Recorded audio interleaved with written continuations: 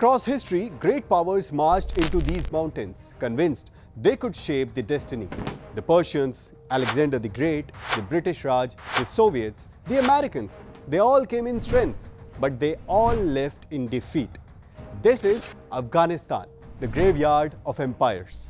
In 2021, when the Taliban stormed back to power, New Delhi's fear was razor sharp.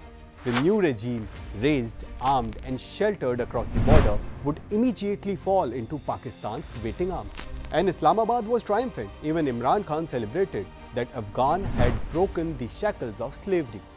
Pakistani generals rushed to Kabul, certain that their decade-old bets had finally paid off. They sipped their infamous cup of tea, convinced their strategic depth was complete. But the script flipped. What Pakistan thought was a loyal proxy turned into a strategic nightmare.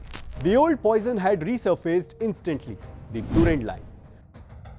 Pakistan demanded recognition, Taliban slammed the door, and adding to that, the escalating firestorm of Tehreek-e-Taliban Pakistan and rupture became inevitable. Pakistan craved obedience, while the Taliban delivered defiance. And Islamabad's dream of the strategic depth mutated into its greatest security threat. But there has always been one outlier, and that's India. Not tied to Afghanistan by conquest, but history, culture and people-to-people warmth that no regime could erase. Although India learned its lessons in the 1990s when the silence created a vacuum, Pakistan filled that vacuum ruthlessly. And that vacuum unleashed a wave of anti-India terror. After 2021, India had no space for hesitation. Its core objective was absolute. Afghan soil must never again become a launchpad for attacks on India. India reopened its technical mission, placing boots on the ground, diplomatically asserting red lines directly to Kabul. But as India secured its flank, another storm gathered. The United States refocused on the jewel of its two-decade occupation, Bagram Air Base. Donald Trump, the United States President, calling the 2021 exit a humiliation, demanded the base to be restored. And what followed was unprecedented.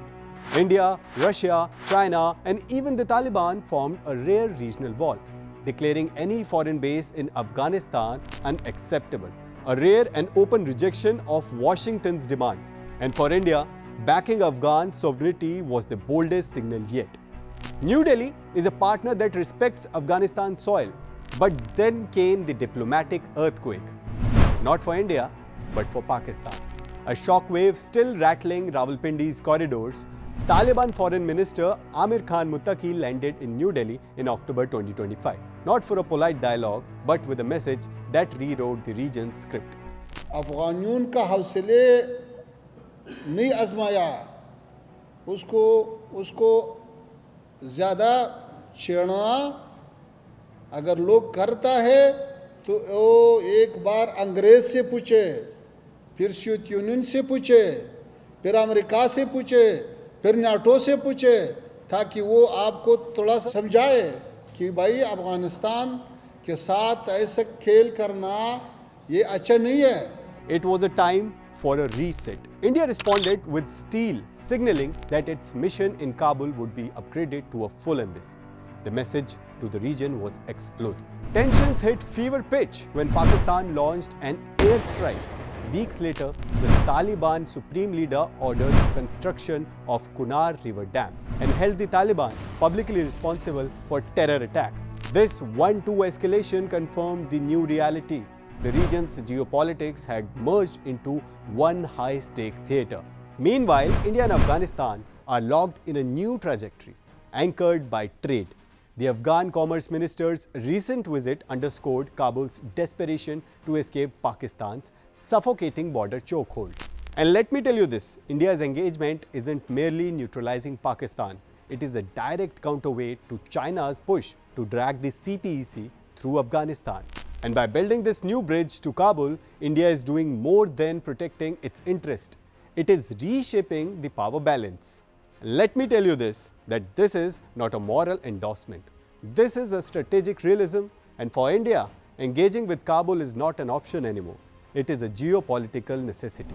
And today's India chooses action over isolation. For watching more such videos, do subscribe our channel India TV English.